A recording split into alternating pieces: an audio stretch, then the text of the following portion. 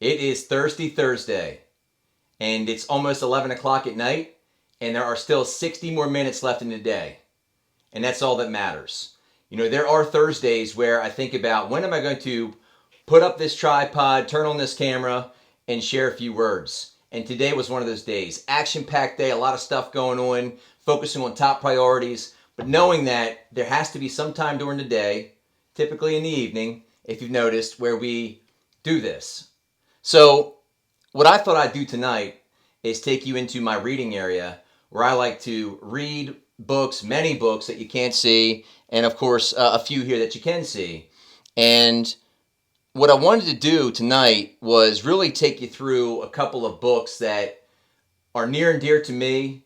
And I believe that with everything going on out there today, especially in the virtual world, more now than ever in business, these are some key books that not only business leaders, but any employee within an organization, right? We're all business leaders, and we should always be working on self-development, consuming knowledge, sharpening the saw, just getting better, right? There's always room for growth, always room for growth. So the books that I have here, I'm going to go through it kind of one by one, and I'm simply going to just share the title, I'll share the author, and then I'll share a quote. I marked off a couple of pages in each one on either specific quotes, very quick by the way, this should only last a couple of minutes, or just a couple of things about the book itself. And I put them in somewhat of an order just because I thought it made sense to start off with this one right here.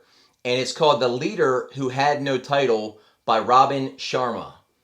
Phenomenal book, right? Think about that. The Leader Who Had No Title. Not a big fan of titles, by the way. Doesn't matter who you are, everyone makes an impact.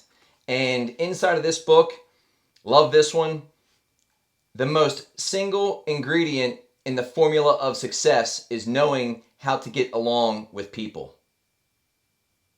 People make a difference, and knowing how to get along with people within your organization, outside your organization, is the key to success. And it takes the entire organization to be rowing in the same direction, and most importantly, not have egos, right? Check the egos at the door, and everybody lead without the title. So The Leader Who Had No Title by Robin Sharma, book number 1.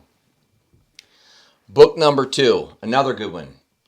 This one is called The Culture Code by Daniel Coyle. You're probably wondering, by the way, I don't have any book covers, and my wife, she loves to have things looking nice, and so when we order books online from Amazon, we take the cover off. So these are typically all dressed up and looking pretty and phenomenal as far as marketing and whatever else, but this is just, some of these are very basic, but that's okay. The Culture Code by Daniel Coyle. This is a good one here. So think about these 19 words when you are giving feedback to another one of your peers, right? And this could be peer-to-peer feedback. This could be you to one of your direct reports. This could be you to someone else in another department, okay? But it's always good to give very transparent, direct feedback. That's how we get better.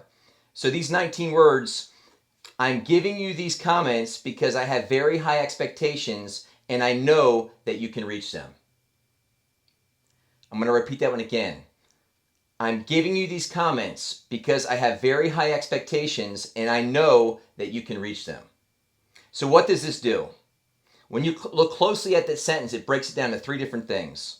Number 1, it shares with that individual that you are part of this group. You are part of this group. Number 2, this group is special. We have high standards here.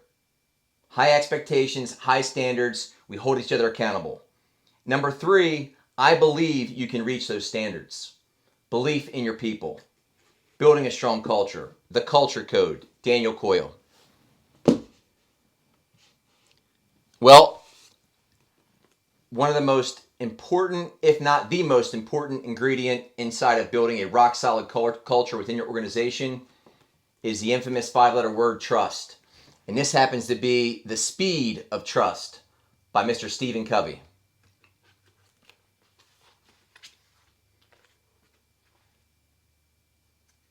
Richard Branson. Keep in mind, this book's been out for a while. So prior to everything that's going on out there right now, Richard Branson, in this book around trust, stated, companies should trust people to work at home more. Commuting kills so much time and energy that could be spent creating. Think of all the creativity going on right now. Think of everything we do every single day without the windshield time. No traffic. No perhaps waiting in the lobby to get checked in, or going up elevators, or whatever else that maybe slows you down. Creativity, I'm sure, is at an all-time high right now. The Speed of Trust by Stephen Covey. Whew. For those that know me, you're going to relate to this one. This one here, my friends, is called The Energy Bus. The Energy Bus by John Gordon. And the quote in here, I don't know if it's a quote, it's just part of this section here that stands out the most to me. And it says, more people die Monday morning at 9 a.m. than any other time. Think about that. More people die Monday morning at 9 a.m. than any other time. Now, I don't believe that it's saying that people actually die on Monday morning at 9 a.m., but it's around the energy and the passion that we perhaps share over the weekend with our family and friends and others, and you wake up on Monday to go get the job done, and that energy goes away. It comes right out of you, and you can't bring it. And maybe it's, people say the case of the Mondays. What does that mean?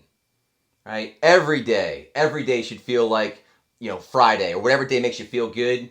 That should be every day. Every day. So, again, the Energy Bus, this one's about bringing the noise every day to your environment, no matter what it is. John Gordon, great book. The next one, gotta love this one. Right next to energy, the passion. You hear people talking about passion and enthusiasm and excitement, and you can feel it. The Passion Test by Janet Bray Atwood and Chris Atwood.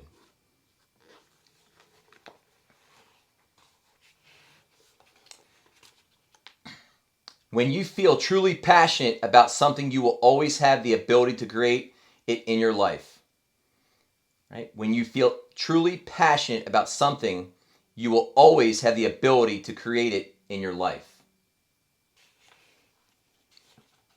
Think about the things you have true passion around, and the things that you make sure every day are top priorities.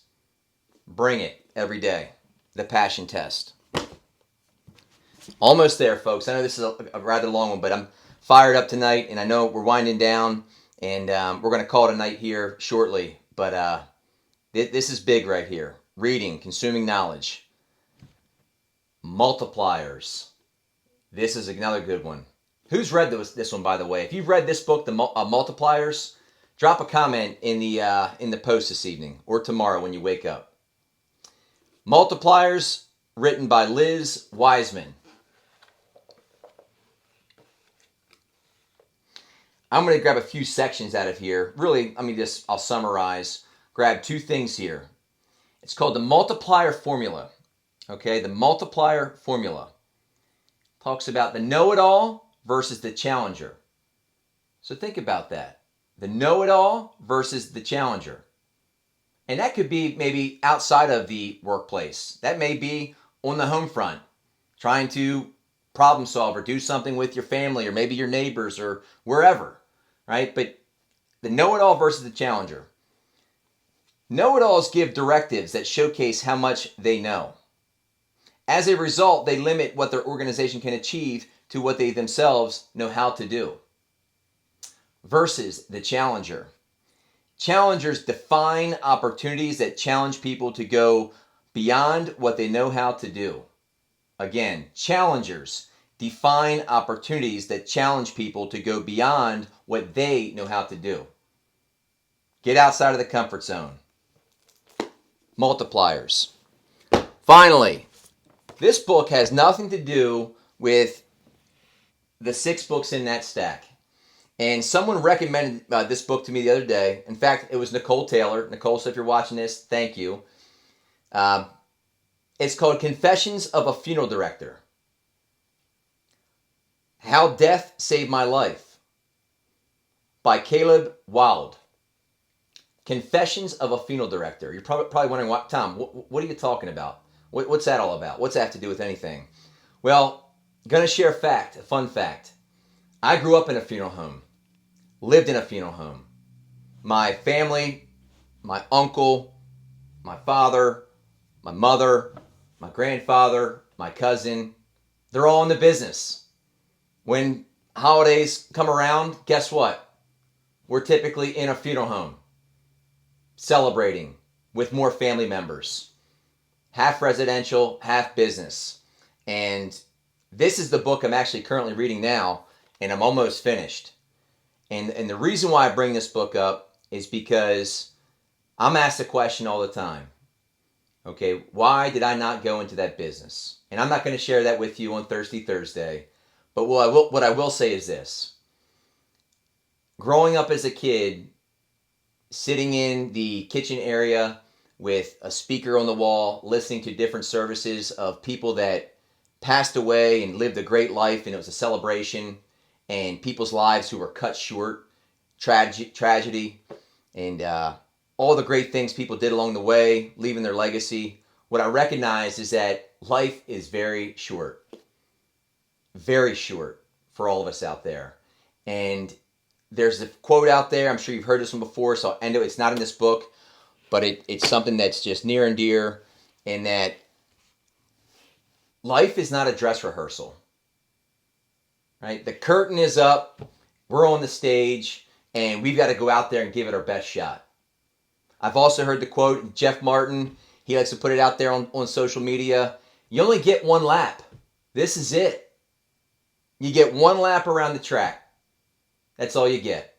And so, again, nothing to do with the book itself or in the book, but just being in that business, it really hits home every day. So go out there and bring the energy, bring the passion, lead without a title, build a good culture, trust your employees, trust the people that you work with every day. And when you have all that stuff synced up together and everybody's rowing the same direction, the sky is the limit with whatever you want to do, personally and professionally. I know this was a long one, and again, I'm gonna shut it down. I'm gonna call it a night. We do need rest, right? It's important that tomorrow, Friday, we make an impact out there, but we do have to grab some Z's to be energized and bring it again tomorrow. Thank you all for hanging in there. If you did the entire video, I thank you very much, and enjoy your night. We'll see you next week. See you.